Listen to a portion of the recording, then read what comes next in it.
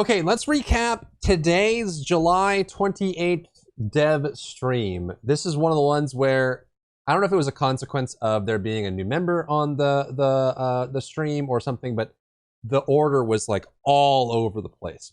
So what I'm going to do is I'm going to reorganize it into a cleaner order on what's going on. So the way I'm going to recount this is out of order from what you would see from the stream, but because it was just very scatterbrained, I'm just going to reorganize it, and then we'll go through the details that they skipped over as well. So we're going to go through all of that. So today's July 28th dev stream had a new member, Adam Jackson, the lead class designer, so one of the designers on the project that has been working on this. So he's here to give us insight onto what they're planning to do design-wise and how they're going to be changing the gameplay and all of that. So we're going to go through my summary, which is out of order from the stream.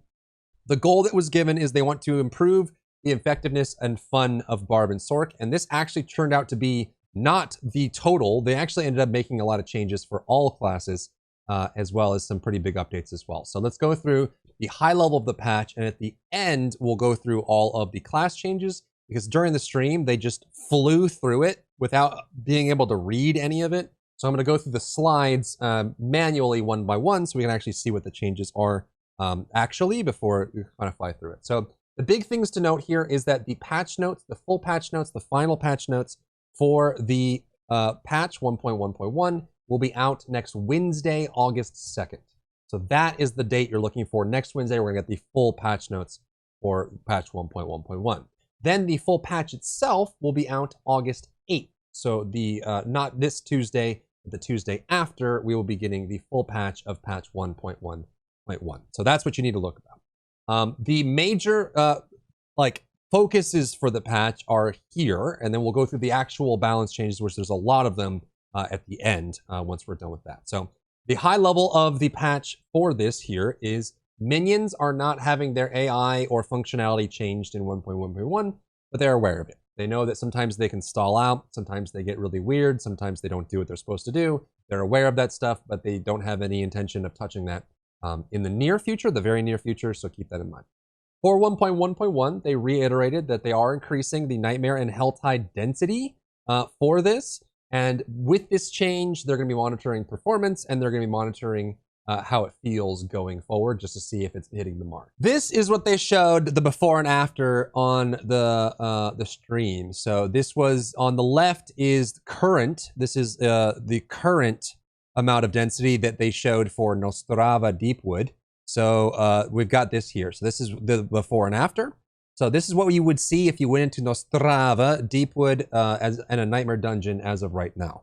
Then the image they showed after that on the stream, put next to it on the right here, is the after the density changes. So you can see that a lot of these kind of individual zones. So like zones here, you can see how like this is kind of empty right now, and they've spaced it out a little bit so that there's more there.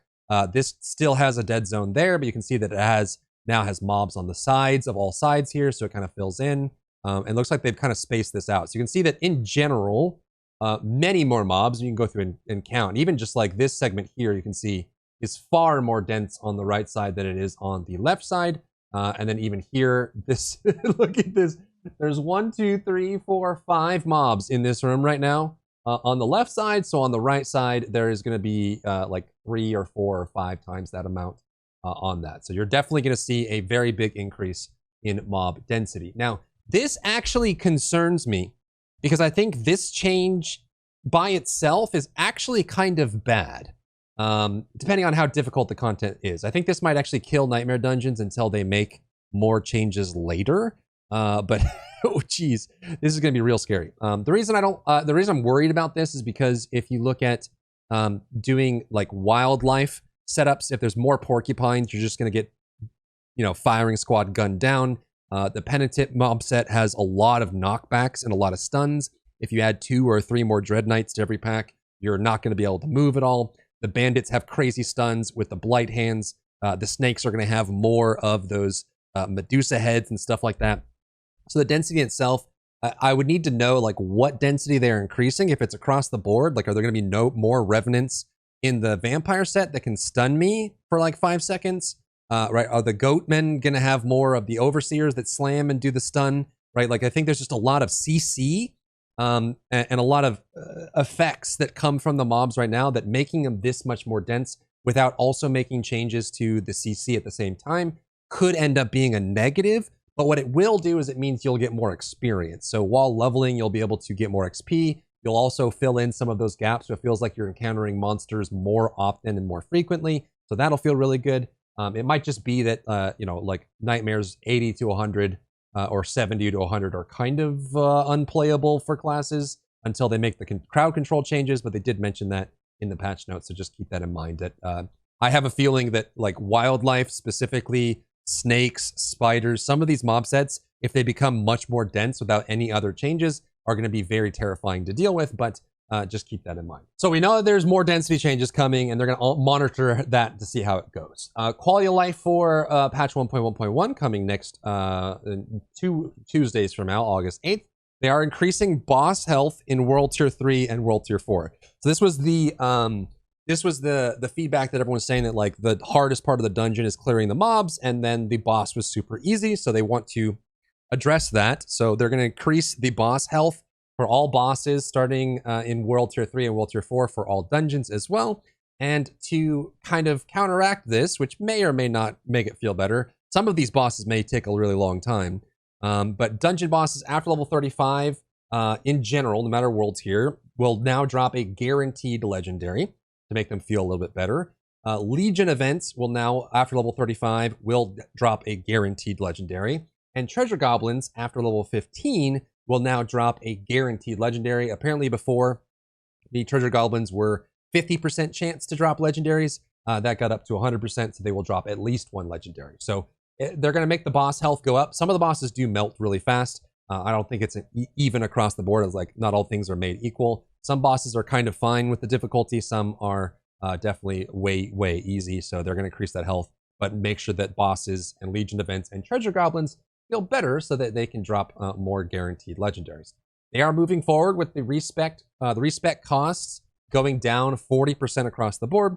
So at level 100, it takes about 25 million gold to fully respec your character. They want to bring that down, so it's probably going to be targeted closer to like 15 million to fully respec a level 100 character. And of course, that'll cast down to the lower levels as well. But all respec costs going down 40% in patch 1.11. The elixir stat count is going up to 99 in 1.1.1, which is a huge win. This is very big. This is a very nice change. And they're also adding, they're going forward with the +1 stash tab as well. So we're all going to get one additional stash tab that you can unlock. It's going to cost 400,000 gold. You can unlock it on each server, get the extra stash tab, and you got the extra space on there, which is really cool. They are also going to be reverting the leave dungeon change that went from 3 seconds to 5 seconds. They were kind of grilled last time for not giving a very good reason as to why this changed. And so they reiterated that they originally changed this to 5 because they didn't like that you could kind of you could bone out or dark sign out in the middle of a boss fight using the leave dungeon thing. And they wanted that to be a little more realistic, but they didn't want to increase the gameplay loop of going through a dungeon, you know, porting out, that sort of thing. There were a couple YouTube videos that were circulating giving very harsh feedback on this, talking about how they're intentionally trying to extend the game. So they're just going to revert it back to 3 seconds. And there you go. Also, additionally, they are going to be removing some Nightmare affixes from being able to spawn on sigils in 1.1.1. These are just not going to spawn anymore on any new sigils made after the patch on August 8th. So you will no longer see these anymore. And they're going to reevaluate to see how they go in. But some really important ones. I think the biggest wins here are Resource Burn and Cold Enchanted. I think in general, anyone who plays the game always salvages a Resource Burn. They just don't want to play it. There are some builds that can do it. Like on my Undead Lord build, I didn't really care much because I didn't really need any essence. But that's not true in S1 anymore. And they also got rid of Cold Enchanted, which anyone that has pushed 90 to 100 Nightmare Dungeon knows that this is it's unplayable. You can't do it.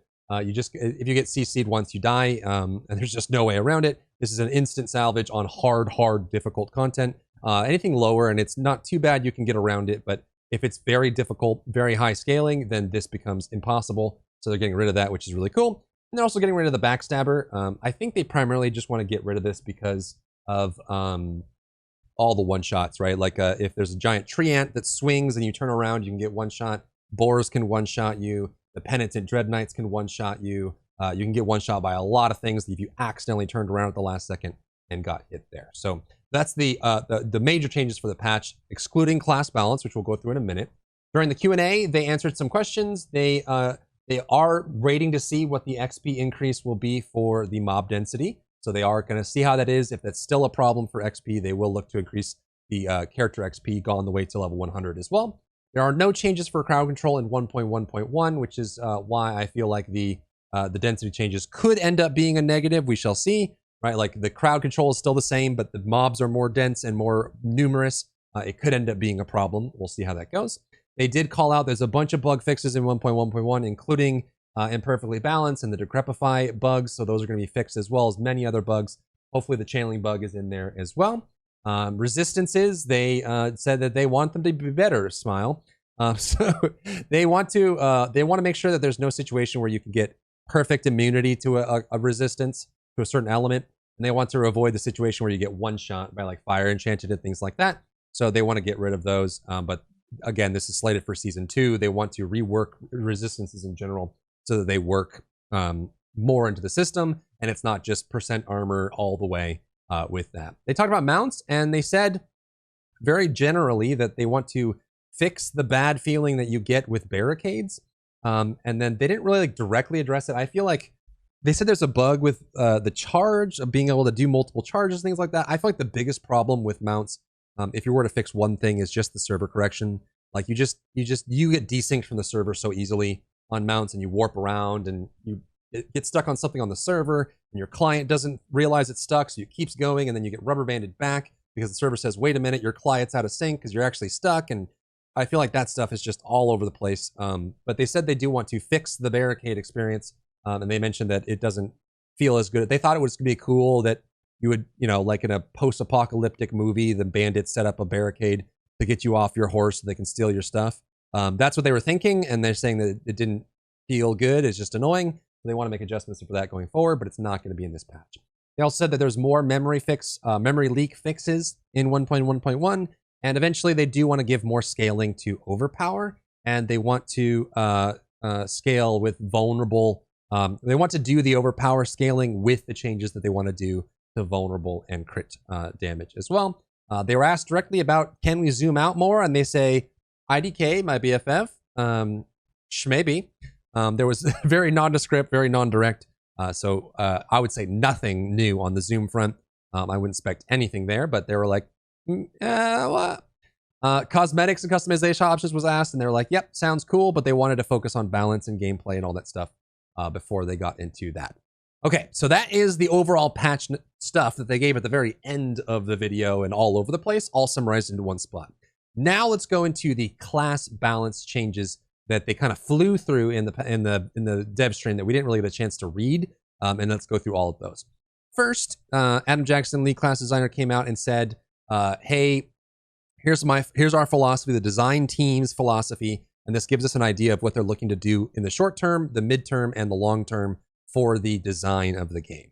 So what they want to do is they want to reduce plus-minus effects. They're doing this a lot on Sorcerer, and what plus-minus is, he called it Kiss Curse, but in game design, it's generally just you get a bigger benefit because you're willing to accept a negative with it. So I call it plus-minus. I guess they call it Kiss Curse, but it's the same thing. Like I will move slower but have high damage or something like that, right? My Hydras last less time, but I get more damage out of that sort of thing. So it's like a plus-minus system, which is hard to get right. It's very hard to get that kind of mechanic right. The plus has to be good enough to verify the minus, and the minus can't be so atrocious that it makes it unplayable or very unfun. You have to make sure that those balances those are a very hard thing to do correctly. Improving late game survivability is a big focus for Sorcerer, and for Barbarian, they just want to generally make more builds more viable, which they did with all the changes that they went to, which we'll go into in just a second.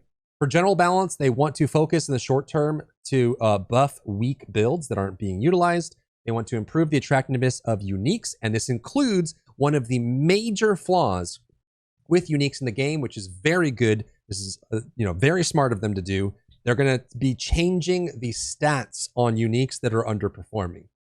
And it's mindful of the fact that when you are putting uniques into your build and they go into a slot that's supposed to have a good stat on it, and it doesn't have the stats you need, it makes that unique way less viable, right? So like when Temerity doesn't have damage reduction on it, or when unique boots don't have movement speed, or your two-handed weapon doesn't have crit damage or vulnerable on it, all of that can make a unique, no matter of the power, much less interesting and much less attractive. So they are going to be changing the stats on uniques in general to make them a little bit more attractive. Opening build-specific effects to be more general. You'll see a lot of this when we go through the itemized notes on the class balance to see where that is, but they do want to make sure that some things aren't so niche that there's only one use case for them, that sort of thing. And they want to bring damage types closer together. This is a long-term thing, so they want to be targeting vulnerable and crit and making overpower and things like that. And they also, which is a very good notification, like this is good that they're kind of on the right case here, but they want to add more scaling for things that don't scale properly. So what they're going to be doing is flat damage effects, things like the cold blizzard aspect for necromancers, the burning fields for barbarians, rogues having the poison pits, all of those, like Greaves of the Empty Tomb for necromancer that leaves a pool, all of those having flat damage numbers. They scale poorly into late game because they're not as multiplicative. They don't have runaway numbers like some of the other effects, which makes them less viable. So they want long term, well, I'm guessing like season 2, that they want to be looking at making those flat damage sources more intriguing and scale better, and to keep up with the crit vuln builds that are scaling, you know, they have their runaway scaling. They also want to do the same thing for ultimates. They want to make sure that ultimates are not just utility aspects for like late game. They want to make sure that the ultimates do good damage, and it's not just about the buffs or bonuses or utility that you get from them, that you do get that. So this is the overall philosophy coming from their lead class designer talking about that. Now let's go through the actual itemized notes that they perused very quickly during the stream, so we can see exactly what is changing. Okay, let's go through the Sorcerer changes one by one, just to make sure that everything's working. Yeah, so we got that there. So Flickering Firebolt, they're changing it so that it always generates 2 mana when hitting an enemy on hit. So it's not just when hitting a burning enemy. This is going to help a lot of fire builds, specifically like Incinerate and Fireball, that may hit an enemy with Firebolt and not hit them when they're burning and lose out on some mana return. For Fireball, Enchanted Fireball is going to be increasing the radius of Fireball by 50%. Destructive Fireball will increase the crit damage by 20% and increase to 30% if Fireball hits 3 or more enemies, which the more unique will definitely help with that. And then Chain Lightning is getting some changes. Greater Chain Lightning. Each time Chain Lightning bounces, its next hit deals increased damage. It doesn't have to bounce off you anymore. It's just going to keep doing more and more damage as it bounces, regardless, rather than having to come back to you, which means you can shoot it and step back. You don't have to like put yourself in danger just to get the extra bonus from that.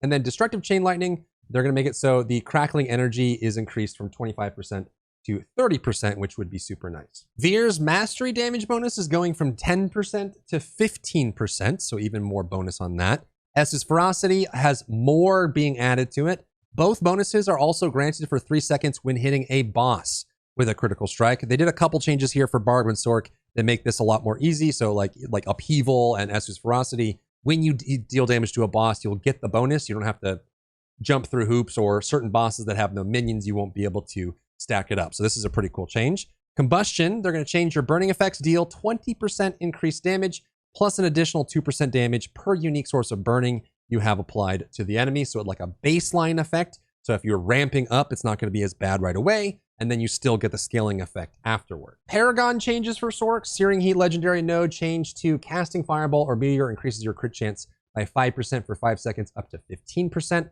Ceaseless Conduit, increase Crackling Energy's damage from 2% to 3% per 20 intelligence the player has. Reinforced Rare Glyph, damage reduction increased from 10% to 15%. Actually crazy. Territorial, hopefully this isn't just for Sorc.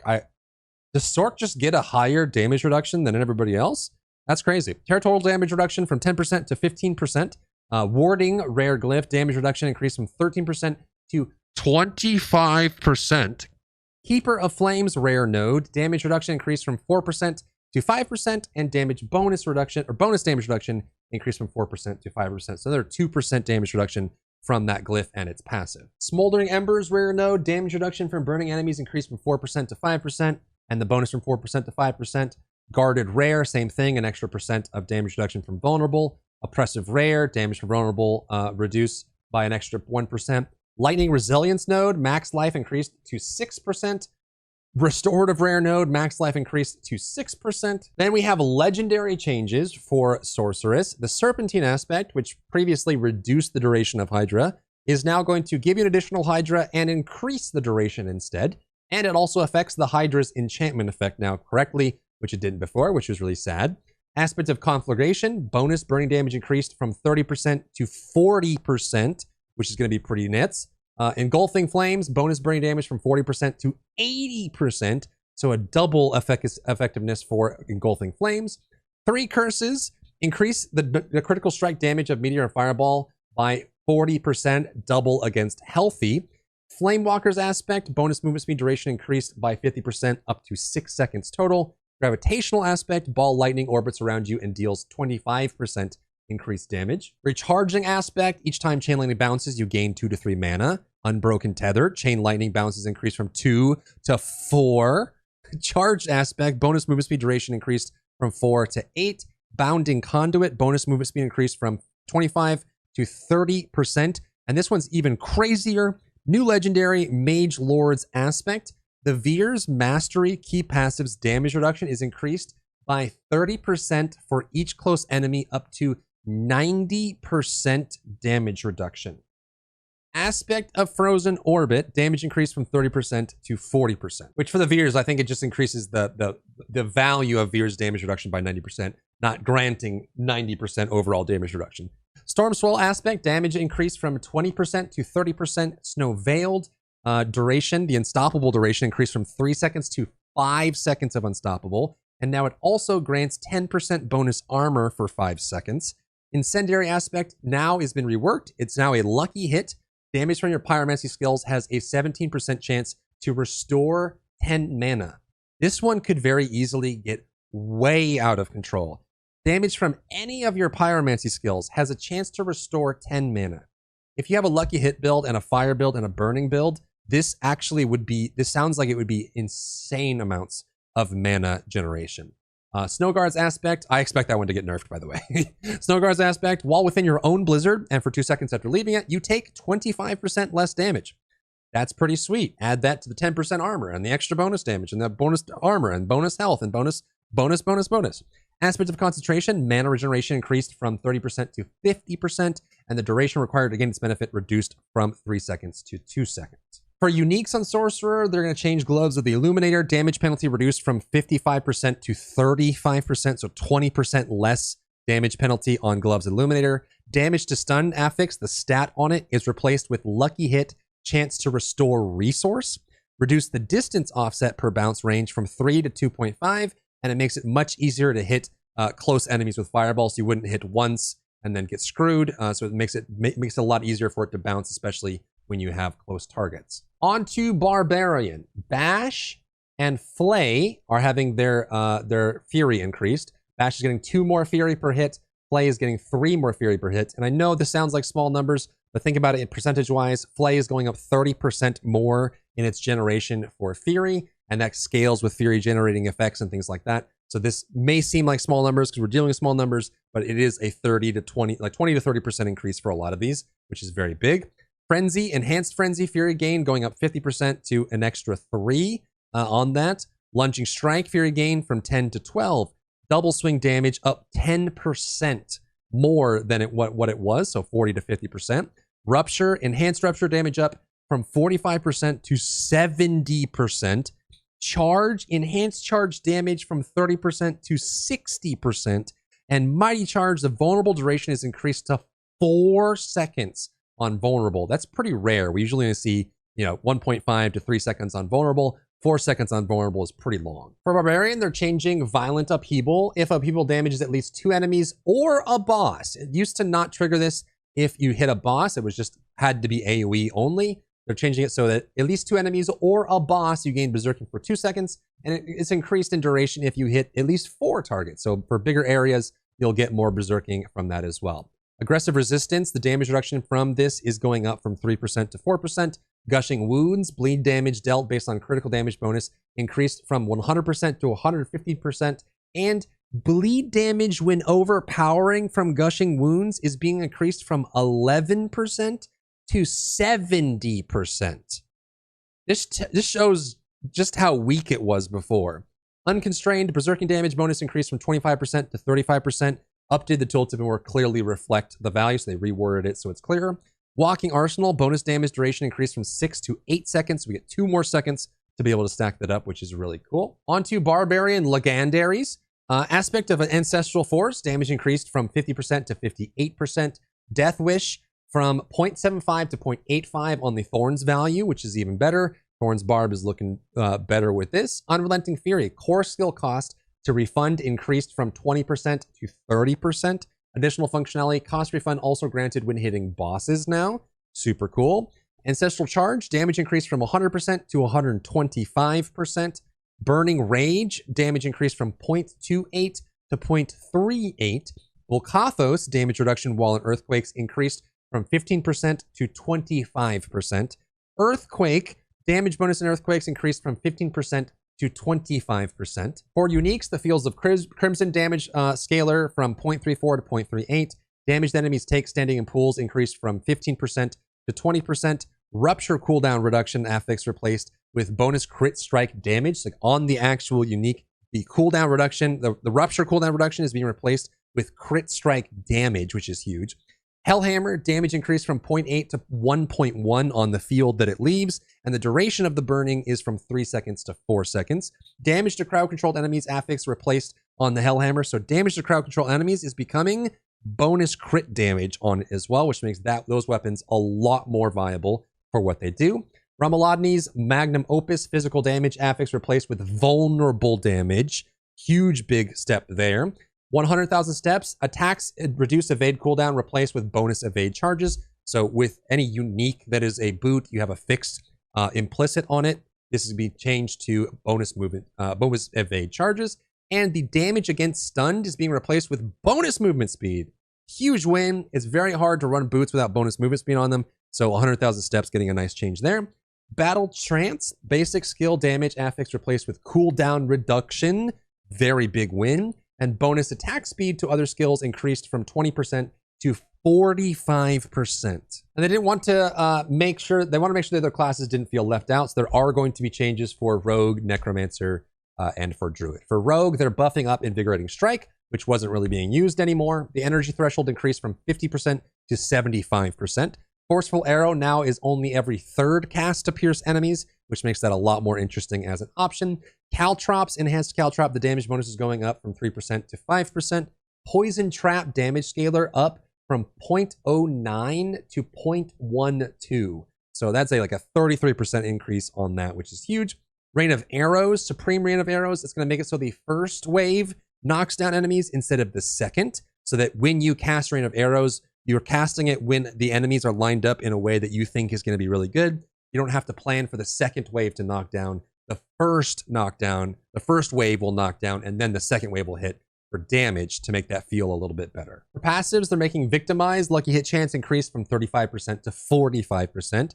Rugged damage reduction against damage over time effects increased from 18% to 27%. Siphoning Strikes, lucky hit chance increased from 75 to 85%. And for the legendaries, Elusive Menace no longer requires hits to be from close enemies. It can be from any enemy in general. Aspect of Quickening Fog, you automatically drop a smoke grenade at the end of dash. Smoke grenades reduce dash cooldown by seconds per target hit, up to 2 to 3 seconds. More stat changes for underused uniques, thank God. Wind Force, the all stats affix on this is being changed to vulnerable damage. Nice big win there. And then Word of Hakan, where you always put cooldown reduction in that slot. Ultimate damage affix is going to be replaced with cooldown reduction. So big wins there for Rogue. Going on to Druid, Earth Spike, Claw, Storm Strike, Wind Shear, and Maul are all having their spirit gains increased. They said, primarily focused on making the early levels for Druid feel a lot better when leveling, but obviously will have implications for the rest of the experience for Druid. Earth Spike is going up 2 extra spirit per hit, 1 more on Claw, 1 more on Storm Strike, 1 more on Wind Shear, and 2 more on Maul, just based on how much those get used. And they're also just generally going to be buffing all of the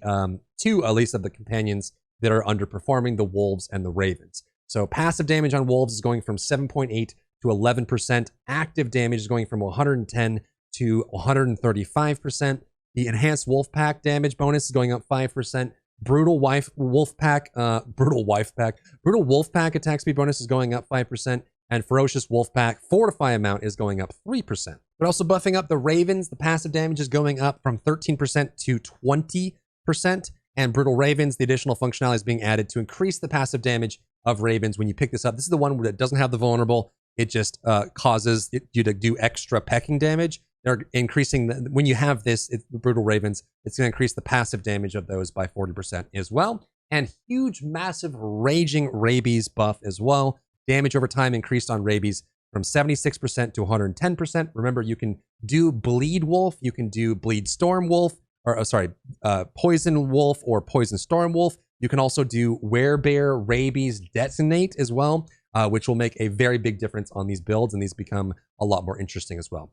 Aspect of Metamorphic Stone, where you can make Boulder a core skill. The spirit cost is reduced from 60 to 50, and the damage dealt is going up from 100% to 120%. I will be making a Boulder build for sure for Druid. Aspect of the Alpha, damage increased from 100% to 115%, and then Mangled, resource gain up from 1 to 3 spirit when you take damage. That makes Mangled way more interesting. And the class mechanic Overload, the lucky hit chance is increased from 20% to 40%. Then we have the skills for Necromancer. Bone Spirit, enhanced Bone Spirit cooldown reduction increased from 6 to 7 seconds. Bone Spirit probably got hurt the most in the last patch for Necromancer in general. The Wither legendary board, the Wither legendary node was never really picked up even in dot builds because it just didn't scale very well. So willpower requirement per bonus is reduced from 50 to 40 per bonus. And the damage bonus per 40 willpower is increased from 2.5 to 40%. So now you'll get more bonus damage overall, and the amount of bonus damage per willpower you get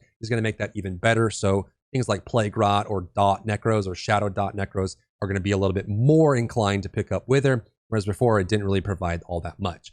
But also for Legendaries, going to be reworking Empowering Reaper. This previously was when you throw out Sever and you crit, you have a chance when you crit to spawn a Blight. However, they correctly pointed out that dot builds don't crit unless you're doing Plague Rot.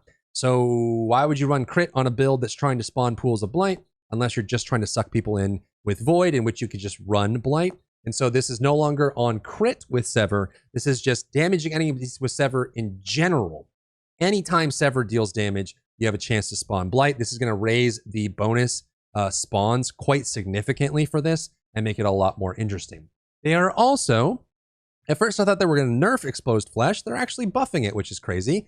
This used to be lucky hit, a chance to gain essence when you're hitting a vulnerable enemy with a bone skill.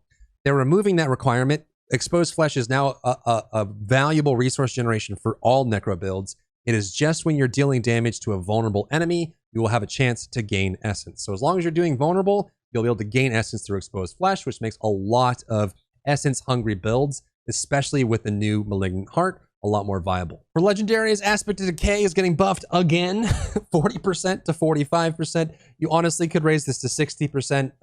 It requires both curses, man. Like, give it to us. Or make it non-shadow damage. Aspect of Torment, change to Essence. This one was absolutely useless. This is the one where I think when you crit with bone skills, you get essence regeneration for a short period of time. Absolute garbage. Worst aspect in the game. They're buffing it from 20 to 30% increased essence regeneration to 90 to 170% essence regeneration. That tells you how bad it was before, that they're comfortable raising it from 30 to 170%. This didn't affect your procs of essence gen. This was just your passive essence regeneration. So it was horrible. It was terrible. So now it might be pretty good. We'll see. We'll have to test it out. Hulking aspect. This was a golem ring, which was it was a special aspect in the game where you could take a yellow rare ring and you could turn it into a orange legendary ring, but you wouldn't have an aspect on it. It was really cool. So you could have like a legendary ring with no bonus power, and it would just say hulking at the end of it. Now they're going to try and make it be a little bit more interesting because this was garbage. Legendary category changed from resource to utility, which means you can put it on your helm, you can put it on your chest, you can put it on your boots, which is going to make it a little bit more interesting than just putting it on your rings. They're going to make the chance for the golem to roost its cooldown from 1 to 4% to 5%, and then they're going to make it so the chance to spawn a corpse increased from 2% to 2.5%. It's close to being okay, and mainly because of the bone golem. Remember, this is chance for the golem on their hits, their melee attacks, and since bone golem can cleave and iron golem can cleave, you do get okay spawn rates with this on 2%, but 2.5% is a little bit better. I'll honestly still say that those are too low probably in general, all things considered, but hey, you know, that's just me. Unique Screams of the Empty Tomb, another boot for Necromancer, an ancient that has intelligence on it. That's going to be replaced with bonus movement speed. So when you get a unique boot, you can actually get movement speed on it, which is cool. And this is the last thing they talked about for class balance, but this is massive for specifically Necro minions. This was my biggest, the biggest obstacle for Necro minion builds, is that when you got to High Nightmare, you would lose all of your minions to Fire Enchanted or AoE status effects. This doesn't solve all the problems, but this one is a very big win for minion builds in general. It will help, and based on how much they do this, it might actually be enough to make them very viable for all the way through to Nightmare 100. So they're changing the following attack so that they do reduce damage to Druid companions and Necromancer minions, which is very, very good. The Balrogs that do that forward cone fire, that fire breath is going to do reduced damage to companions and minions. And then Fire Enchanted, Electrified Obelisks, and Shock Lance are all going to do reduced damage to companions and minions. We don't know by how much, but hopefully this helps alleviate a lot of the problems of, you know, you have very tanky minions that you've put every ounce of effort into making them as durable as possible, and then you walk up to an elite with Fire Enchanted, and then they all just die, and there's nothing you can do about it. This will hopefully alleviate some of that. But also changing, I was hoping this was going to be in here, but the Spellbreaking Caged Heart for Sorceress, which was comedic relief at best. It's the heart that when you take elemental damage, you gain resistances, but resistances don't work very well. They're very weak overall for survivability, so that heart was pretty bad. They just changed it that when you take elemental damage, you gain damage reduction. So that's super useful, very nice. It's a nice survivability option for Sorceress on top of all the other ones they're already getting. So there you go. Caged Heart of Spellbreaking getting buffed as well. And then they're putting this here, but this is another big win for the community. The general unique Temerity, which is the leg item that you get that can give you barrier when you heal beyond max life, is getting some nice big reworks here. All stats affix is being replaced with max life. So all stats going away. You get max life on your legs. Very big win here. That we definitely needed that. The barrier is now based on max life, not base life, which is a huge buff for Temerity. This makes it insanely improved from what it was before. And now it properly accounts for conditions checking for the player having a barrier. So there's situations where you can have a barrier that it won't actually react to, but it will actually have this. I remember they have the Malignant Heart now, where when you have you have higher barrier generation, and when you have a barrier, you heal. So all of that's going to work really well together. The Temerity is going to be a much stronger option now in 1.1.1. And that is the entirety of the dev notes, reorganized in a way that kind of hopefully makes it make a lot more sense. This was honestly a very big win for the Diablo community. This patch is looking very good. And I think this targets a lot of really important issues that the community has problems with. Sorcerer is going to be a brand new class, a lot of defensive options, a lot of offensive options, new builds coming into the spotlight. Barbarian, the same thing, new builds coming into the spotlight, some nice quality of life changes, all of that generally feeling really, really good. Plus the density changes as well, which could feel worse at first for high difficulty just because of the CC that's in the game. But they did mention they want to address that in future updates. So we'll just kind of see how that goes. In general, it gives you more XP and maybe it just helps you level up overall. But just keep in mind that we'll get the full patch notes on Wednesday, August 2nd. Keep in mind as well is that these are early notes. Some of these values might change. We might get more than what's listed. They might remove some of the line items that got listed. Hopefully they commit to the stuff they're doing here, and we'll see a lot of the same stuff that we saw here today in the patch notes next week. And of course, I'll cover that for you guys as well. And then the full release for this patch is August 8th. So not next week, but the following week, We're gonna get all these changes into the game, and hopefully a lot of this stuff is gonna feel really, really good. If you enjoyed yourself today, leave a like down below. You can support me and my work on Patreon and view Patreon exclusive content, link in the description. Thank you so much for tuning in, and I'll see you in the next one.